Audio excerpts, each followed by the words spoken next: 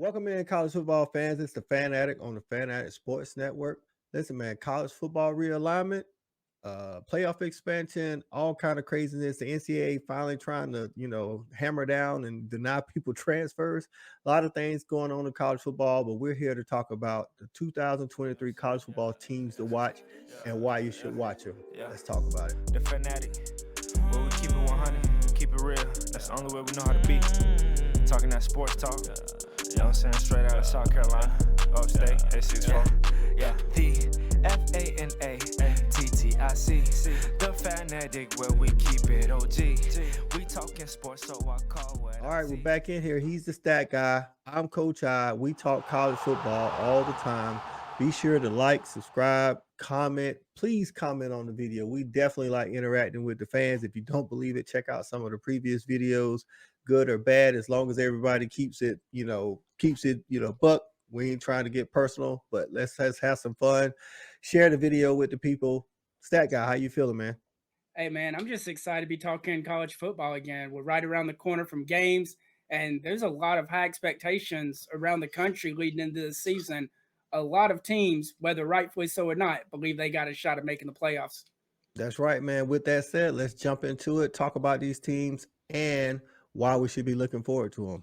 First team on deck, man, is Colorado. Colorado, everybody knows, Coach Prime first year. His son, Shedeur Sanders. Can he replicate the statistics that he had on the HBCU level and possibly be, in contention for Pac-12 Offensive Player of the Year? Also, this is the last year that Colorado's in the Pac-12. They'll be going to the Big 12 next year. That's why you should be watching them. Next up the bat, we move over to the ACC. The ACC might have a new challenger, and that challenger might be Florida State. Florida State finished the year strong last year.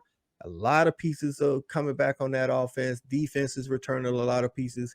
Can they get over the hump? I want to say it's been 8 years since they beat Clemson, and Clemson is the king of the hill on the ACC. Can they do what it takes to get there, win the ACC, and possibly challenge for a playoff spot?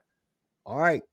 Moving on along, man. The next team on the list is Kentucky from the SEC. Stat guy, why should we be watching Kentucky? Man, Mark Stoops went out, got him a quarterback to replace Will Levis and Devin Leary from NC State. Kentucky's trying to get back to that 10-win total. And honestly, I mean, maybe just Tennessee stands in the way of them and finishing second in the SEC East. Should be a great season for Kentucky. Staying in the SEC, the next team is the LSU Tigers. Stat guy, take it away. Yeah, man, you're talking about the defending SEC West champs. They're trying to get back to Atlanta. But before all that, they got to get rolling week 1 with Florida State in a top 10 matchup. Going to be brutal out the gate. That's right. Listen, we're moving out to the Big 12, but this team is soon to be in the SEC, man. That's the Oklahoma Sooners. What we got on them, Stat guy? Yeah, so Oklahoma is one of these high expectation teams. Fans are looking for big things from them coming off of a disappointing season in Brent Venables' first year.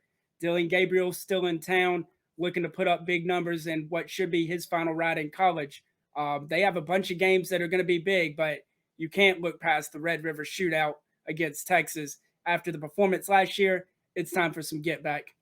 That's right. Moving up north into the Big Ten, man. We're talking about the Penn State Nittany Lions. Penn State, listen, last year they were 11-2. They returned a lot of pieces. They got they may have the best, running back duo. Definitely one of the best running back duos in the nation in Singleton and Allen. The Big Ten is stacked with running back duos. Seem like, can they do better than they did last year at 11-2, which was a good season, but can they beat those giants of the Big Ten, which are Michigan and Ohio State, and try to challenge, for the Big Ten? Or is James Franklin's the Big Ten's version of Mark Richt? All right. Now, moving back down south to the Stat Guys team, man, to the SEC, we're talking about the South Carolina Gamecocks. Stat Guy, tell the people why they should be watching South Carolina. Yeah, man. Hey, the Beamer train is rolling full steam ahead. Recruiting is back to an all-time high. And this team is just going to be fun. You're talking about the Spencer Rattler show, one final ride with an electric wide receiver in juice. And look, there's games littered across the schedule, but everybody's looking towards the end of December. Can we get Clemson 2 years in a row when they got to come to Willie B? That's right, man. Sticking in the SEC, a team that South Carolina actually beat last year. We're talking about the Tennessee Volunteers. Stat guy, why should people be watching Tennessee? Hey, man, they got the senior in Joe Milton. They're looking for bigger and better things. A disappointing end to last year after that loss to South Carolina. They're trying to battle Georgia for the SEC's title and make their way to Atlanta as well. They get Georgia at Neyland this year. That's the game to watch. So moving out west, man, to this is their last year in the Pac-12. Moving on to the Big 12. We're talking about the Utah Utes, man. We're talking about Kyle Whittingham, man. He's always a stalwart out there. They've pretty much been the king of the Pac-12 the last 2 years. Can they make it a three-peat as the Pac-12 champions before they make their exodus? Cam Rising's coming off of an ACL injury, but he's all, according to reports, full steam ahead. But they probably have the hardest schedule in the Pac-12. Let's see what they can do with it. And finishing out the teams, man, that you should be watching is a team, staying in the Pac-12, the team that I think is going to win the Pac-12. That's why everybody being healthy. I think Washington's winning the Pac-12 before they move on to the Big 10. They got one of the most explosive offenses in the nation. Can Michael Penix Jr. stay healthy with those wide receivers, including Rome Odunze? And if he does, can he make it to New York and possibly win the Heisman?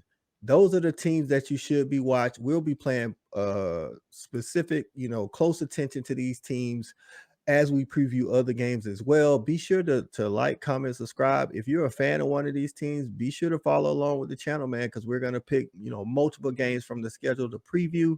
We're going to have guests on, here and there from specific teams. And also, get with us on every Saturday during college football, starting August the 12th, because we're talking some preseason stuff for our live college football wrap-up show every Saturday at 10 p.m. Eastern right here on the Fanatic Sports Network on the Fanatic Show. Stat Guy, any parting comments? Hey, man, look, with all these teams leaving conferences, could this be the end of some in-state rivalries? Man, I hope not. Oh, man, traditions getting thrown out the window. Let us know in the comments what games or teams that you're looking forward to this year in 2023. And let us know why you're looking forward to them. For the Stat Guy, this is Coach I, Fanatic on the Fanatic Sports Network. We out. Peace. I call my dogs out the pound, let's go eat.